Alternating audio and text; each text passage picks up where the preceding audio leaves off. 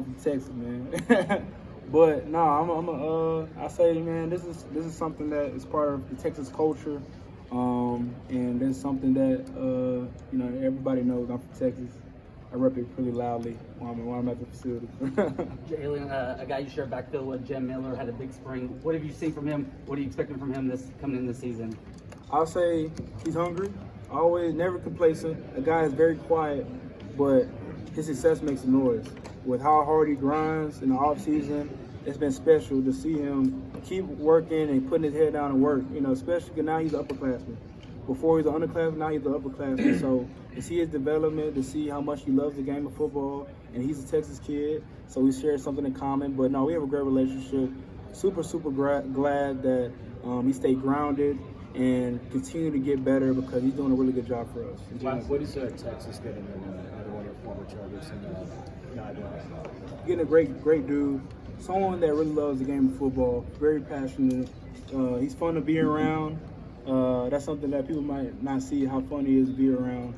So they're getting a special cat in Amari Nablat. Jalen, when you were at the game, you get to spend much time with Jackson. What were your impressions? Yeah, no, I spent a lot of great time with a lot of great quarterbacks, and that's one thing I like to mention is that, man, football is a great vehicle for people to meet a lot of great people. The networking aspect of where the game might take you, and that was a great opportunity to be at the man in the camp and be around him. He's a great dude.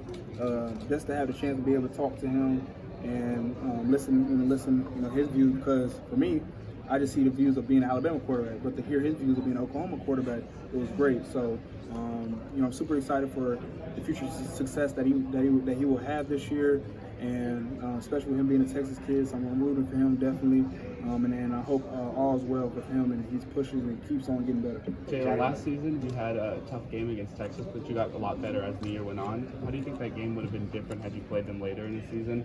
And if you played them this season in the SEC Championship in the playoffs, what do you think it'll be different about it? I see every game as a learning experience. No matter if it was my best game, worst game, I see everything as a learning experience. And every game, you might want that playback. Oh, I want that playback. Man, I wish I didn't. And that's all a part of it. And with your journey, you can always reflect. That's a game that you can reflect on and say, hey, what's some things we did well at? What's some things we didn't do as great at? And just narrowing it down to that focus, that's going to uplift you. That's going to get you through tough time. That's going to get you through anything when you're going down your journeys, past experiences. And so what a great opportunity to learn and grow from that game, especially playing with a team that played in the playoffs and played at a high level. So it was just a great opportunity just to learn. Jalen, you were voted most likely to succeed in high school. I have it right here. This is actually me and you in our high school yearbook. Hey, how you doing? I'm good. How are you? I'm doing good. Do you feel like you've lived up to that success? I'm blessed. I'm highly favored. I have God on my side, so who can be against me? Jalen, walk us through that last play against Auburn. What was talked about in the huddle? What was the idea there? What was your reaction? It was, Jalen, go back there and just launch it deep and close your eyes. It was a play that we execute each and every week on Friday, going through walkthrough period and being really, really detail-oriented in our approach. Because we didn't know when exactly we were going to call that play call. It was all about being prepared. And when that play call was called, no one had any fear in their heart. No one questioned the play call. Everybody run out there, and we executed something that we rep. And it's all about repetition. And so it was a chance to put in display what we worked so hard on all season. And what a great opportunity. And it took all 11 on that play, so we seized it. What was the reaction like in the locker room? How was that? It's funny because like we talk about 1-0 and the next play mentality.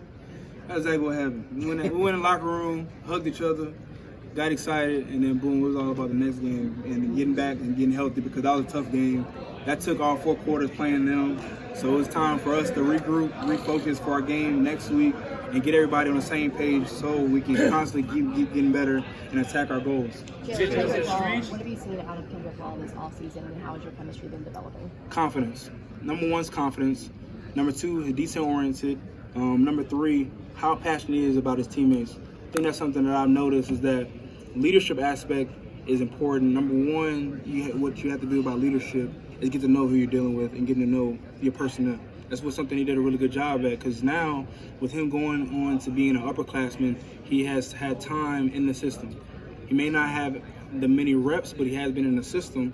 And with that, he's grown in confidence, and he's been a really, really key resource for us to be successful in the future. So to see him and see how hard he's been working, and he's put his head down and constantly worked, and also being a great teammate is something that has been missed. And I'm super proud of him because he's just stayed grounded and constantly just try to get better. How important is it to kind of lean on upperclassmen and veterans with the new coaching staff? I say not hard, because we've done a really good job at setting the standard, and the standard of excellence and the standard of leadership. And there's two types of leadership, lifter and a puller. And once you distinguish it that way, that's something that guys have stepped up and do that. And so that's been very special. So that's something we've saw within the group, is that aspect of it, and not losing focus on what the task is at hand. And it's always, you reflect on short-term goals and long-term goals. And if you want to achieve that, you got to start with leadership. How do you describe Malachi Moore as a leader? Great guy. Fifth-year guy, has so much knowledge of being an Alabama football player. Very, very instinctive. Very passionate about the game. He loves his teammates. He loves the state of Alabama. Just to see his purpose when he plays the game, see how much he loves his teammates. It's a lot of things I can go on and on because I've experienced being his teammate because of the time I've been in college, and also just to see him, So I'm just super glad to be his teammate because he's been a special to me and someone that I talk to on a daily basis. So I'm super proud of him, of how much he's just constantly just gotten better, but also influenced the guys around him in his room. So I'm very passionate about my teammate, and I'm super excited to share the field with him.